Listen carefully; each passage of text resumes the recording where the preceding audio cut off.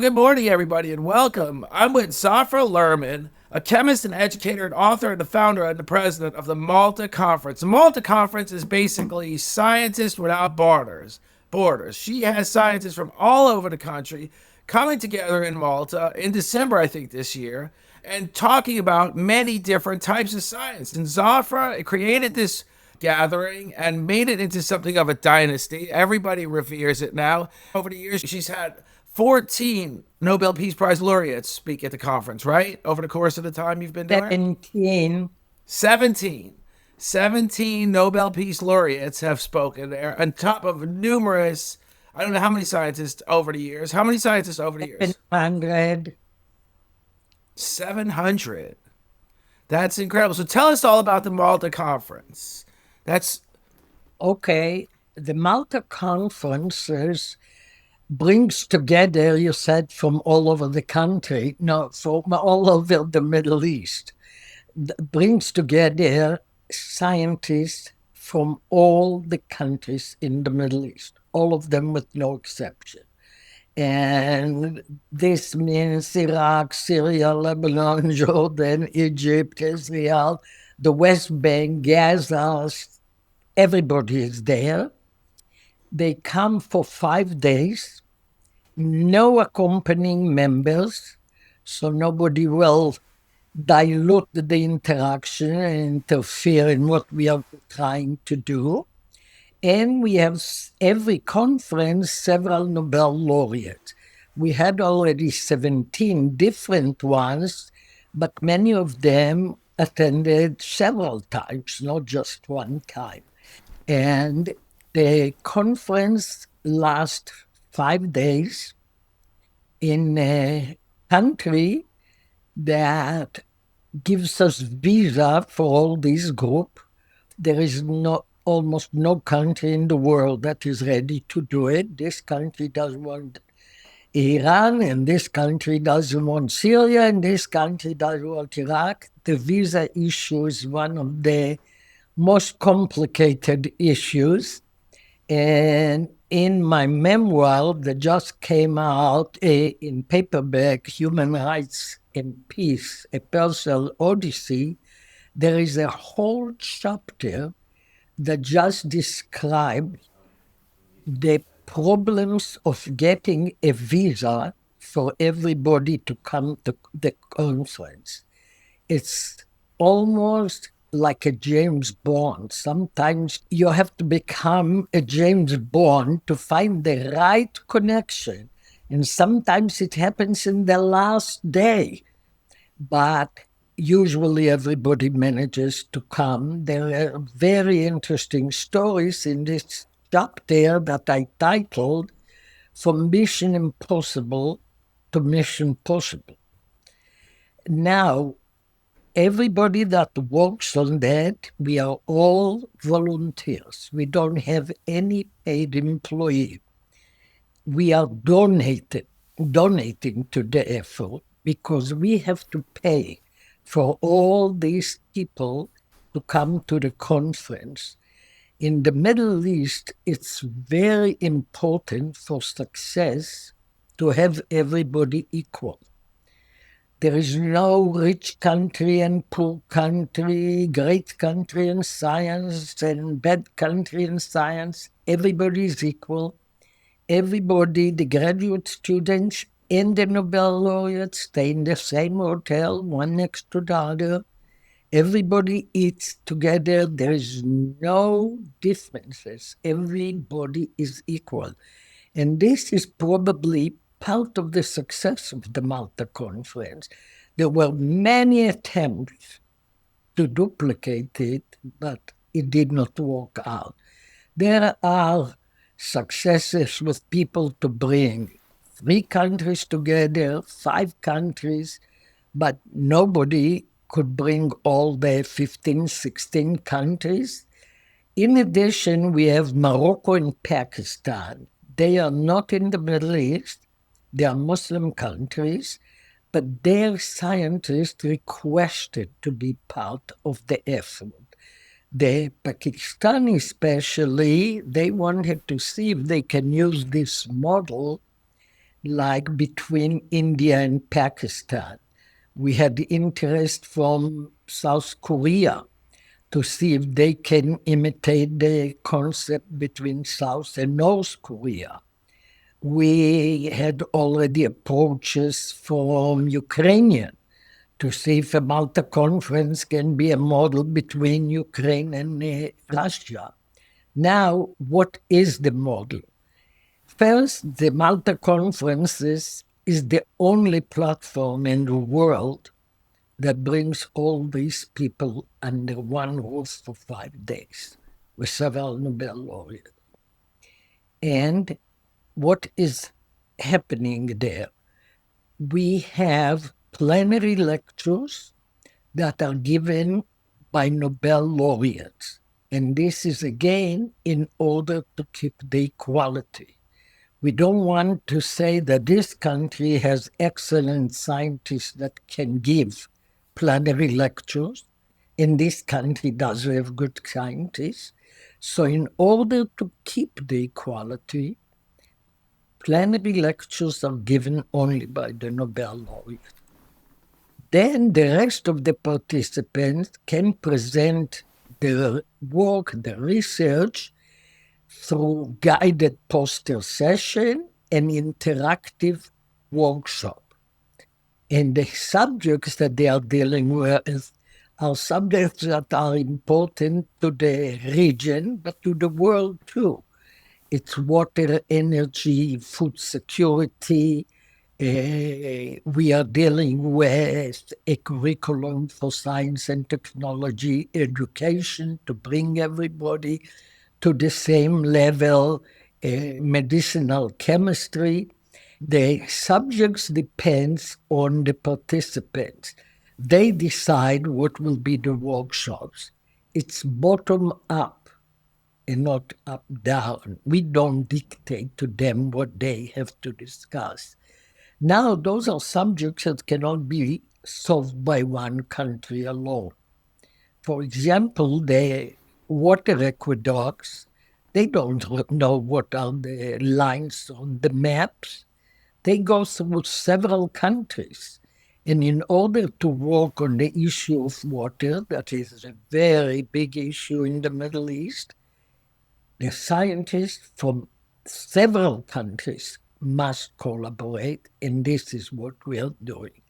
The Malta Conference gives the scientists a platform to see what unites them and not what separates them. It gives them a platform to stop demonizing the unknown other. And it gives them a platform to develop collaboration that otherwise they could not develop, and develop friendships that can overcome the chasms of distrust and intolerance. And you will ask why science is the instrument to try to achieve peace. Science is an international language. A chemist in Bethlehem, Pennsylvania, in the US, and a chemist in Bethlehem and the West Bank, they can communicate their research results without having to use language because they understand the chemistry language. Science doesn't see borders, science doesn't see language, science doesn't see religion, science doesn't see culture. It's international. And therefore, we believe that science diplomacy can succeed where other kinds of diplomacy fail. Absolutely. And you're the one bringing them all together. And other people want to use your model. Like you said, Pakistan and India, arch enemies for I don't know how long now, or North Korea and South Korea, arch enemies for how long, or Ukraine and Glasnost, or Russia. And this is a great model, and you're accomplishing a lot. So these people are literally coming, like you said, you're the one hands on, working on the visas, getting them all together in the Middle East. So you got Raising people the from money, raising getting the money together and reaching out to organizations for grants and everything else. I mean, it's a process. And like you said, everybody's volunteering.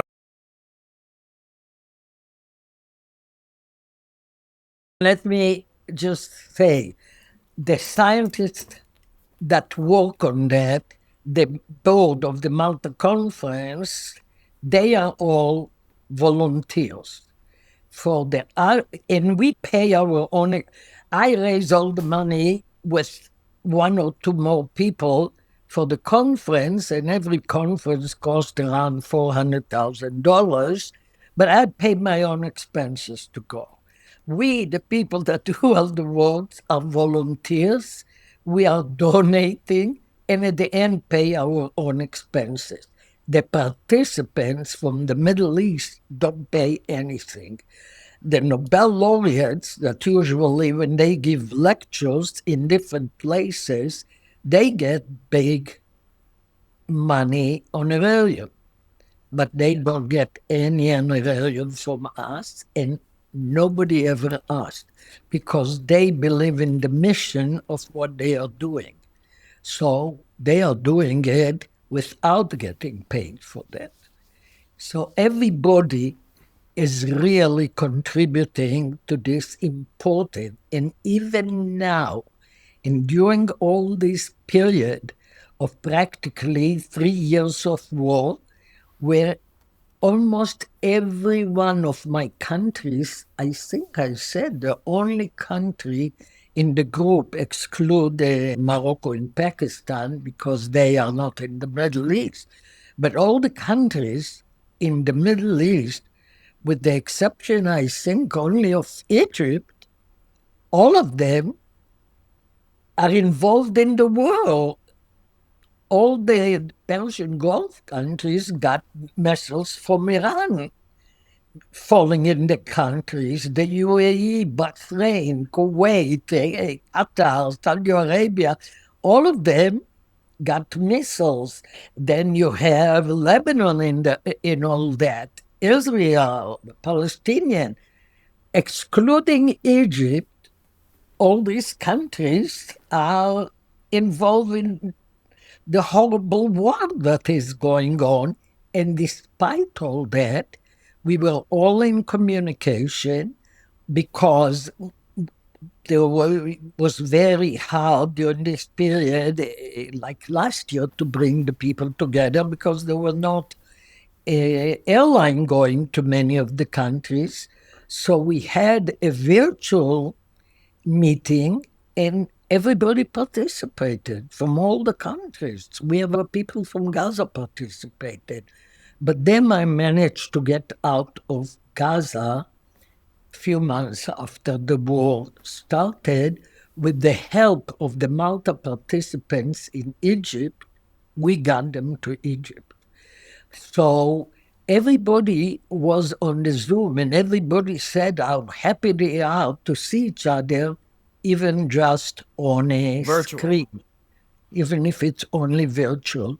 Then in November, last November, one of our people, his parents were Palestinian refugees in Jordan. He was born in Jordan. And then he came to the US to do research, and he's involved with Malta since its inception. And he got the last November the Nobel Prize in Chemistry. Immediately, somebody, a scientist from Iran, started an email to all the Malta conference, to all the Malta family. Congratulations to us and to Professor Omar Yagi, a member of our family that received the Nobel Prize. And with no exception, everybody added a comment, including the Nobel laureates in the network. Everybody was involved in congratulating the Malta family, as they call themselves, and our Nobel laureate. Now we were Our supposed newest the Nobel, newest one, the but newest Nobel the laureate. one that is not arriving the first time as a Nobel laureate is involved from the beginning, since the inception of the Malta conferences. We have two like that.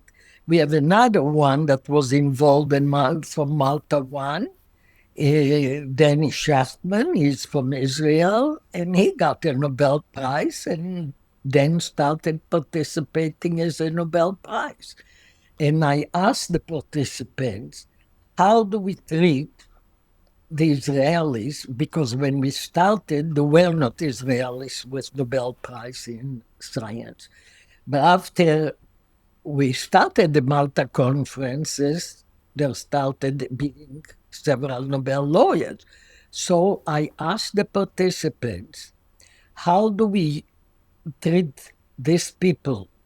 If we treat them as one of the countries that participate, then they cannot give a plenary lecture.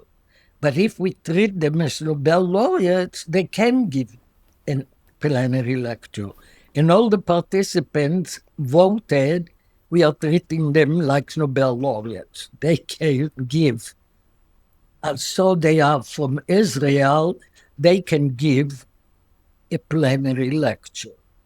So we have an Israeli Nobel laureate that was a Malta attendee before he was a Malta Nobel conference laureate thing. and was treated. But you're a I am laureate in science. nominated. I can tell you, let me brag. Usually I did not say it, but lately everybody that introduces me, and I'm giving a lot of lectures lately and a lot of podcasts, people introduce me with nomination for the Peace Nobel Prize. So let me say that I was nominated 7 times, 2 different nominations for the Nobel Peace Prize.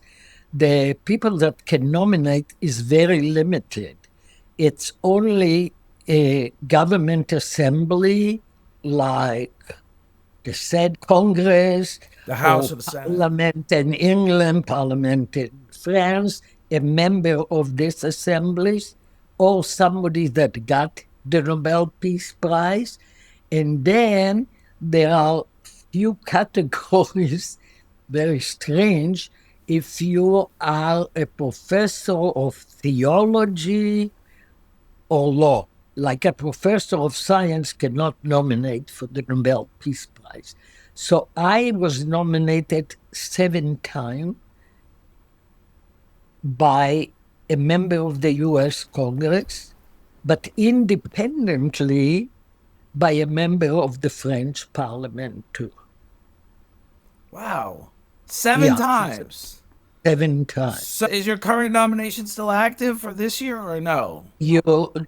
This year, the deadline is you submit them in January, usually December, January. Okay, so we're looking at next year again because you may still get it because I don't think so. There is a lot of politics. You know, Gandhi, that is the symbol of peace. Gandhi was nominated 12 times and never got it. he never got it. Never Well, got it. he was the symbol of peaceful resistance, but Right. yeah, he was an incredible activist, but a peaceful one as well, which is really cool. And he never got it. I did not know that. I Never. know 12th time he was nominated, but if I'm not mistaken, on the year he passed away, they decided not to give a Nobel Peace. to anyone. Yeah, but they Really? never gave it to him when he was That's alive. so You don't interesting. give it after. So he never They don't do it got posthumously ever, right? it. Oh, But he never got it. that's just fascinating. I did not know that. I know Jimmy Carter got it. I know President Obama got it. Arafat got it, Arafat got it. I but think no, did not Anwar Gandhi. Sadat get a peace prize or no? Who? Anwar Sadat, the Egyptian prime minister. Who he got, and he deserved it more than Yeah, anybody him and Begin together. in Yeah, Belgium. yeah. But that was extremely brave with Well, what the he only did. reason I bring it up is because you would think Gandhi is in sort of that same category. I mean, yeah, Right, two countries right? reaching out after 50 years of just killing each It other. was really terrible that he never got it. It is. It is when you think of who did get it. Like, I'm not saying who deserves it and who doesn't, but no, President Obama got it when he was literally deploying an additional 30,000 troops to Afghanistan simultaneously. He You got know it what? when he was literally deploying an I additional love 30,000. President Obama I love him too. I'm just dearly. saying the irony of it I all. know him personally, and he by himself did not feel very comfortable with that. It He was by just, well, he did say in his initial that he would reach out to many countries, and he did. He reached out to Iran, and he came to an agreement that seems very similar yeah, to what but we're he trying to got get it to today. before that. But he got Right. it.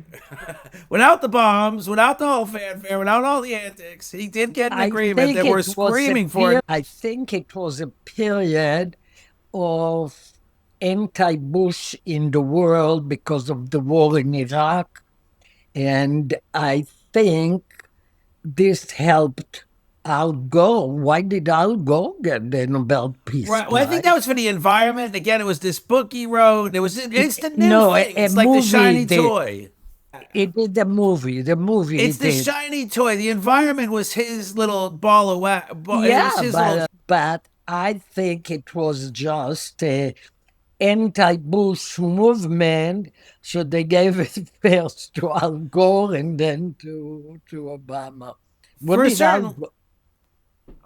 I don't understand it at all sometimes. I understood Jimmy Carter, I understood Anwar Sadat, I understood Menachem Begin, I understood a lot of the nominees, and I'm not knocking Obama, and I'm happy for him he got it, but it was literally at the same time he was deploying an additional 30,000 troops to Afghanistan, when in fact, really the thing to do was just pull out back then. And it was just a little, but like you said, there was probably some understanding or some behind the scenes understanding of a movement. Politics. There's politics there. Yeah. Yeah. This is important. Yeah. And so back to the Malta conference, because we did get on the tangent of, I would love to see you get it, but like you said, it's a lot of politics, and they're really looking for some name dropping when they usually nominate somebody. So, Yes and no. They got it. Different people got it, but remember that I have dual citizenship, and my two countries are not in a good list. which are your two countries now? Because I'm Egyptian from my mommy's side. Which are your two countries? Israel and the US. I was Oh. born So, and raised in Israel. My PhD is from the Weizmann Institute of Science in Israel, that is considered in the last worldwide what they do as one of the 10 best research institutes in the world. And this is an international graduate school. There are people from all over the world in the Weizmann Institute. The language is English in the classes because there are so many foreigners there. I remember when I was there was a huge delegation from Greece, from African countries. It's a temple of science. To go there is like you go to another world just to visit the place. right. Oh, And that's why I think you should be the one. And all you've done with the Malta conference, just like you said, when you think of the Nobel Peace Prize, and you think what it really stands for, it's the idea is joining hands together with all countries, and you've done just that. Alfred Nobel wrote very clearly for what you get it. And one thing is for organizing peace conferences between people from countries that are hostile to each other and for fraternity between nations. I for sure do these two things. But right, absolutely. That's exactly what I'm saying without saying it as well as I you just don't said think it. Al Gore did these two things, but I don't think anybody does it better than you. You've literally got people from Egypt, Israel, like Jordan, Iraq, Saudi Arabia, Syria, Iraq, Syria, all and Qatar too, and all that, right? And sure, all of them. all of them standing in the same room and collectively sharing what they know and what they've gathered about science and all their findings. And this is going to contribute to a greater world, all these findings. As we're seeing now more than ever, the work that these scientists are doing is suddenly coming together better than ever with AI. We're starting to see all sorts of breakthroughs in medicine. I think 5 in the last few months. And it's just incredible what you're doing. And the fact that I think you really deserve it. And you've been nominated for it now. How many times did you say? 7 times? 7. 7 times. That would be incredible if I you got, actually. the UN 10 sustainable goals that have to be achieved by 2030. And one goal is education for all, one goal is equality for women, one goal is the environment, one goal is clean water for everybody. Seven of the 17 goals are at the Malta conference we followed. The goal 16 is peace and justice. And there was a, no, a UN Novel Summit in the General Assembly. And I did not know, it was a surprise to me. And at the end of the summit, they gave a beautiful prize to everybody that already contributed to one of the DGs, the Sustainable Development Goals. And then they came to goal number 16, peace and justice, and they gave it to me. So even till now, you have on the UN the video where I'm getting this word and the speech I was giving behind the green wall that you see all the head of states talking in the General Assembly in the UN. So I'm standing in front of this green wall and giving a speech about peace. That's just incredible. But that's something I really think when people speak of peace, no matter what their messages, I know the Pope's been speaking out about peace a lot, and I'm always listening to his message. There was always, even in the 50 or 60 years that's been going on in the Middle East between Israel and its neighbors, there is a peaceful solution. It would require compromise. We never get to that compromise. We seem to pick sides, and the stronger side seems to do what they want to do. But when you see what you're doing, when you're bringing scientists together in this forum every year, my feeling is you're doing more for the message of peace than maybe anybody in the world is doing. Every second year, because you have to raise $400,000. And as you know, there is a lot of money to build weapon of mass destruction. But for peace, there is not much No money. money, $400,000. I was going to say you should get a Nobel Peace Prize for budgeting. I give lectures all over the world. I'm on a lot of podcasts, different Zooms that I invited to talk. I thought that there would be one of these wealthy people that believes in peace and will say, I want to sponsor it, even if they demand call it on my name. But somebody for one of our billionaires, $400,000 is nothing. Well, And first of all, I wouldn't take just 400 grand for them to name it after themselves. I would take 5 million, get 10 years covered. Because if I right. had $1 billion, I would definitely put 5 million in the pot for you to So cover the this is next 10 what I'm years. surprised that till now, the first Malta conference was already in 2003, in the midst of the Intifada. The Intifada is the uprising of the Palestinian that every place in Israel, every cafe, every restaurant, the buses, all had suicide bombs, and people died on both sides. Thousands of people died during these years of the Intifada. In the middle of this Intifada, we had a conference, and we started planning it after September 11. Remember, it was only a year and a half after September 11th. So we are doing it since then.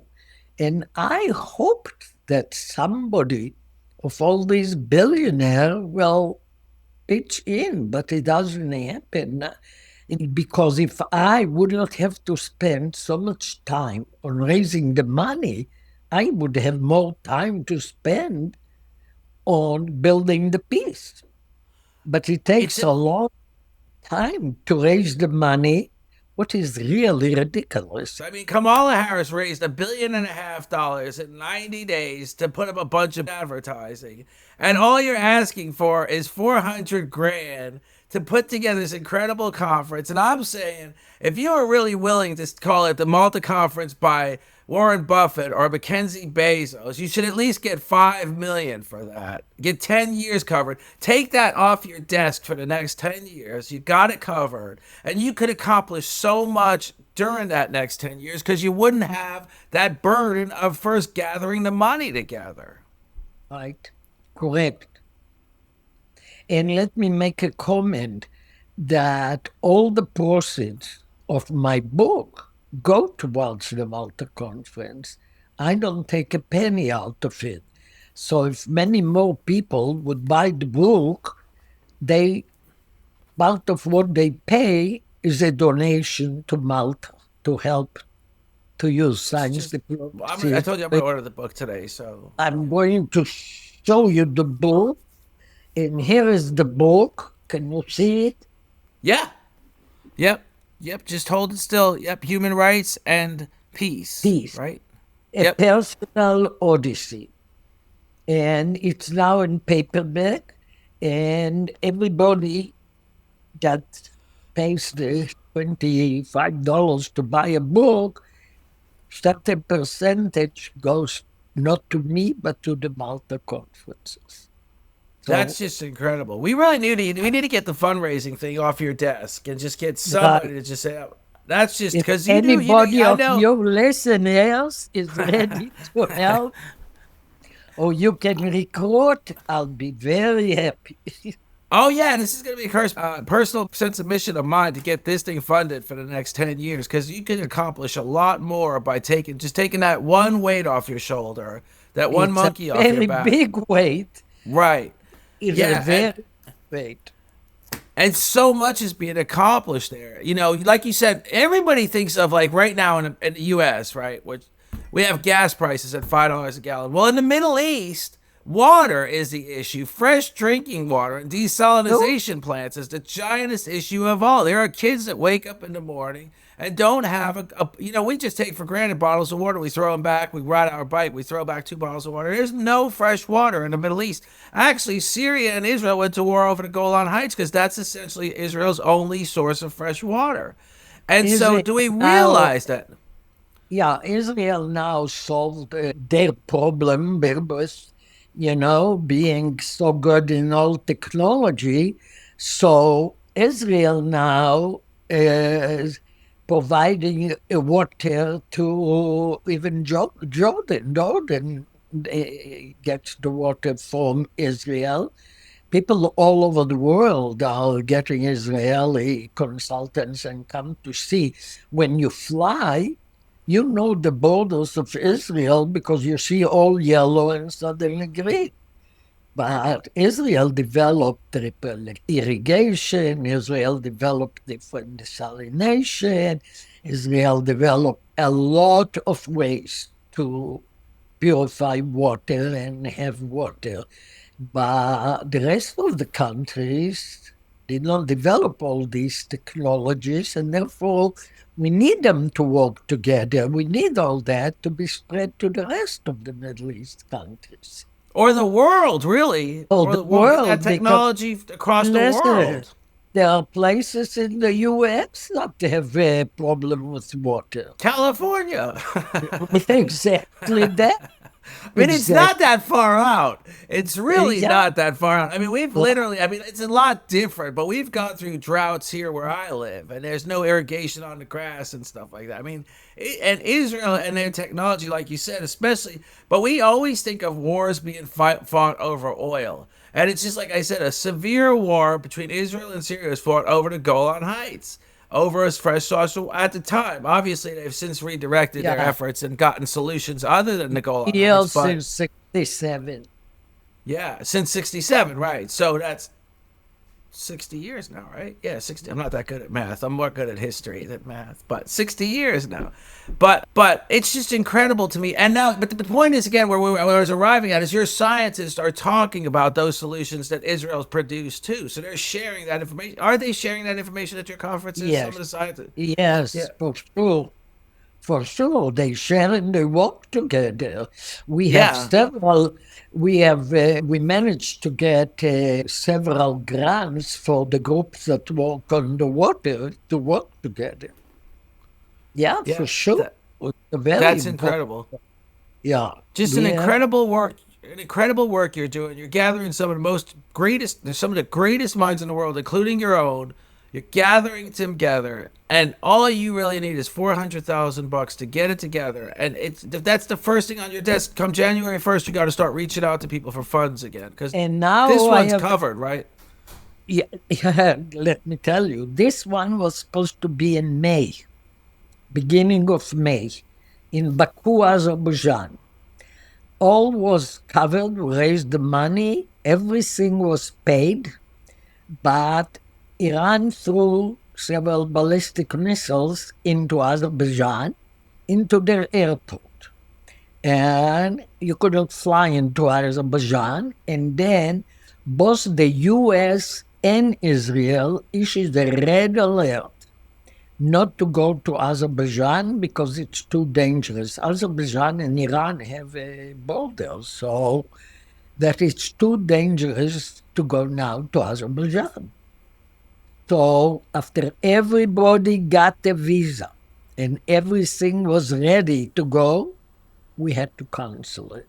And we moved it now to December to Malta. But Azerbaijan is a cheaper country than Malta because Malta is part of the EU. Right. Azerbaijan, everything is in dollars. In the European Union, it's in euros. And the euro is doing much better than the dollar. So you're at 1.5 on everything. You're at So one. for we had to transfer all the dollars that Azerbaijan sent us back, what was very nice of them. They returned all the money. We had to transfer all this money to euros. So we lost a lot of money in the transfer because the dollar is not doing well. Now everything in the European Union in Malta is much more expensive than in Azerbaijan.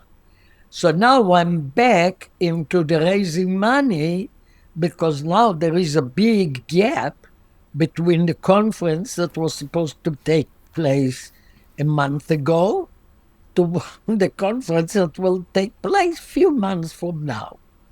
Right. A bit You're still five different months in out, time. but still. So I need now to raise the money to cover all these big difference now. Because once you deal with euros, everything is more expensive. And the EU is more expensive than countries like Azerbaijan. So And it's moving forward, you're probably going to always have it in Malta from here on out, too, right? You would think. and we moved out from Malta to Baku because in the last conference, till the last day, and there is a documentary that was done on the last conference. So people that saw the documentary are laughing because I didn't even pay attention, but the president of Malta always opens the conference and he was with us. And in the documentary, you see that I'm telling him, you go to the foreign minister and tell him to give me the visa for 3 Syrians that could not get the visa. They refused to give them the visa. And he promised me to go and help me with that. And in the end, 3 Syrian ladies did not get the visa. And because of that, we decided to go to Baku because it was easier to get the visas. There were problems too, but much easier to solve because Malta is part of the European Union. Right. So you have to get a Schengen visa. To get a Schengen visa is a very complicated thing. Then Malta is a very small country. It's an island with maybe 450,000 people. So they cannot have embassies and consulates in every country because then they will have people left in Malta if they will have all of them in the consulate. So they are represented, but by other European Union countries, in different countries. In Iran, it used to be Austrian, and they gave a very hard time to our people. They made them take trains, people that lived 6 hours away by train, going back and forth, and then denied a lot of people for no reason. So we complained, and then they changed it to the Polish embassy. So now the Polish embassy represents Malta in Iran. In Iraq, it's the Italian embassy. So it's very hard to deal with the visa. And I'm describing it in this chapter, what it is. There are funny stories too, how I managed to, I'm telling you, it's like a James Bond story. A James Bond story to get a visa for Iran. But I'll give you an example what it took. Let's take the people from Gaza before the war, okay? Before the war started. So we don't have a war. The only thing is that there are rockets falling from Gaza on Israel, right? Gaza has only two borders. One in Egypt, with Israel. The one with Egypt is always closed. The Egyptian never wanted the Gazan to be able to enter Egypt. The Egypt. one in Israel is the Erez crossing. Erez is one of the kibbutzim on the border, and this is where the rockets are being thrown. So first, I had to get a visa to Malta for the people from Gaza. Okay. Then they could fly from Amman. They cannot fly from Israel, but they don't have a border with Amman. So how do I get them to Amman? They have to cross Israel all the way from the south to the north while rockets are flying all the time from Gaza. So I had to work several months with the Israeli Foreign Ministry that were very helpful to me. I must say I got all the help on that because they believed in what I'm doing. I dealt with not with a politician, with the civil servant. And after a few months, they used to tell me like that, you have a window between midnight and 3 a.m. Tell your people to be there and a car will wait for them. Take them, they will cross the Erez crossing. Are you frozen? Oh, they will cross on the Erez crossing and then will go all the way to the north to the Allenby Bridge, that this is the way to enter Jordan. So I'm telling them this is when you have to be there. I called them and said, be there at midnight, the car will wait for you. And then they call me back and say, Jordan refused to give us a visa to come in. Are you serious? So then I have to start, and I have only few hours left before they have to cross into Jordan. I have to start to work with the Jordanian, and the Jordanian embassy in Ramallah says it's security. And I'm going against the time, but I'm very friendly, and he participated in few Malta conferences with His Royal Highness Prince Hassan bin Talal, King Hussein's brother, and he attended several Malta conferences. Wow. So at the end, I needed his help to get the visa to cross into Jordan so they will be able to fly to Malta. it takes for me, just for the people from Gaza, several days Of till basic they negotiations, no less. Of It's basically, and it's anxieties all the time because I want everybody to come. I don't want to come to the conference and find out that I am missing. I described on the book, and it reminds me that I have to call Ehud Olmert, that was Prime Minister of Israel. Ehud Olmert, previous. just, yeah. I would not get help from Netanyahu, but I got help from But I remember Ehud Omar, but he was only prime minister for a 2-year stint or something, right? yeah, but before, when he was the deputy prime minister to Arik Sharon, this Right. was when our first Malta conference in 2003 happened. And this is during the Intifada. So the But still, situation, in all, Ariel Sharon's administration probably worked with you, right? Fairly well, or no? I worked with Olmert, but so what happened is because I chaired for the American Chemical Society for 26 years, the Committee on Scientific Freedom and Human Rights, I had to deal with a lot of situations where scientists could not leave the West Bank because of the Intifada. They didn't get permission to leave and arrive to the conferences. And I could not afford having the conference without the Palestinians. No, you have to have, So right. So I started breaking my head. How do I deal with that? And I was a member. Here we have the Chicago Council of Foreign Affairs. And one day I'm getting an invitation for breakfast in Chicago with Ehud Olmert. I live in Evanston, and it's next to Chicago, but it takes almost an hour to get to Chicago. So I said, I'm not going for breakfast 8 o'clock in the morning, too early. And then I said, oh my God, what if everybody will make this decision and nobody will show up for the breakfast? So I went for the breakfast. Now, Ehud Olmert was the mayor of Jerusalem from the Likud party, that is Bibi Netanyahu's party, the right-wing party, and I did not like a lot of things that he did, so I really did not like him as a mayor.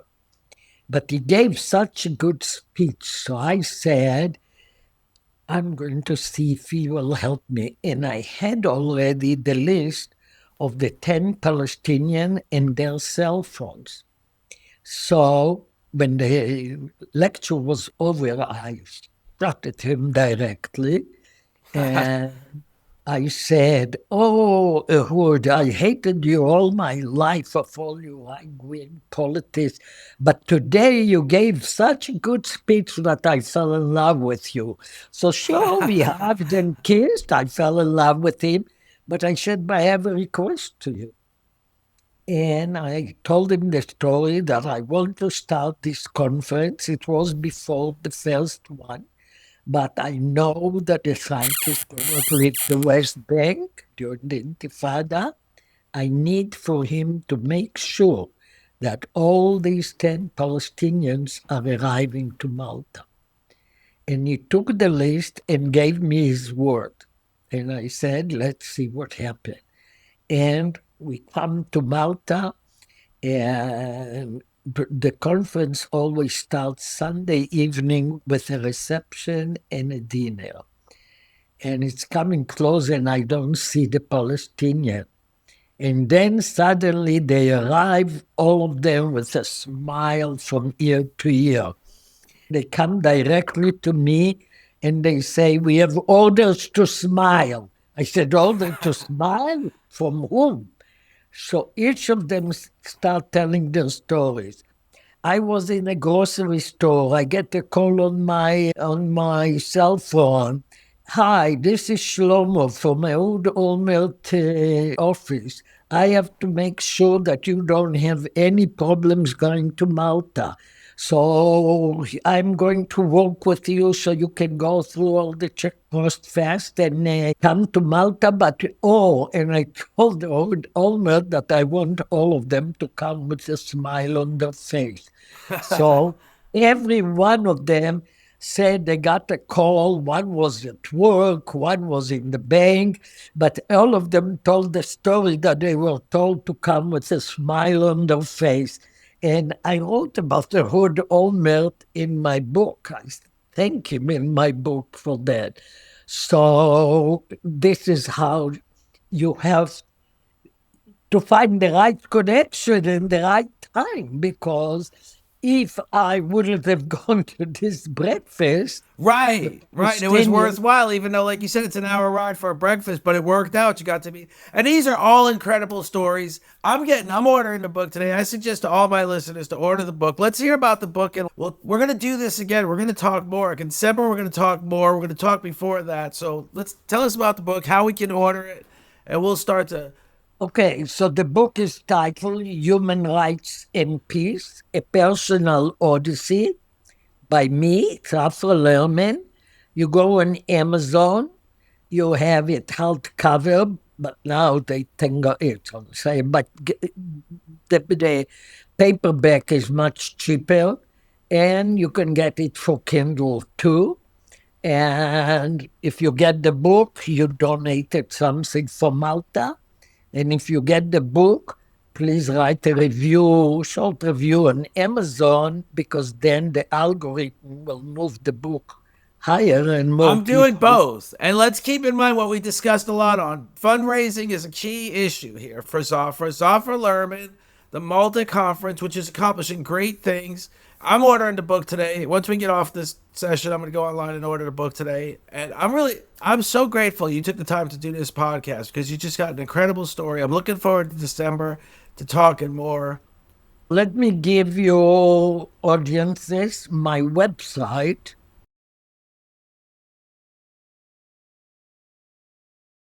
My website is my name, zafralerman.com. ZAFRALERMAN.com. My own website will direct you to the Malta website. The Malta has a separate website, but my website will direct you. In addition, if there are some people that are interested in education, and there is a chapter in my book too about that. I developed a way to teach science through art, music, dance, drama, rap, animation, anything you want, and received a lot of international awards for that. So the way this is described in my book too, with some examples. So for people that are in the teaching profession, you can see that you can teach some science even if you teach sport. And all that is in the book. And my work on human rights, I used to go after midnight in the Soviet Union in dark alleys to meet with dissidents. And 2 o'clock in the morning, give them a seminar, bringing scientific material, taking back the resumes and work on their behalf. Everything I did was illegal in the Soviet Union. I could end up in jail. So there is a chapter on that in my book too. And my pleasure is always to see many of these people working now as scientists in the US. And always they tell me it's because I risk my life for them. You gave your life not only did you risk your life, you gave your life to this effort. It's an incredible effort. So we're gonna all So, follow you. I know. so all that is in the book, and probably we'll have another podcast and we can discuss that. Yeah, let me read the book and then I'll call you. I love this. This is great. You've been one of the most interesting guests I've ever had on the show. I've had great guests on the show. Let me not say that, but you've been extremely incredible. Thank you so much, Zafra. Thank you very much.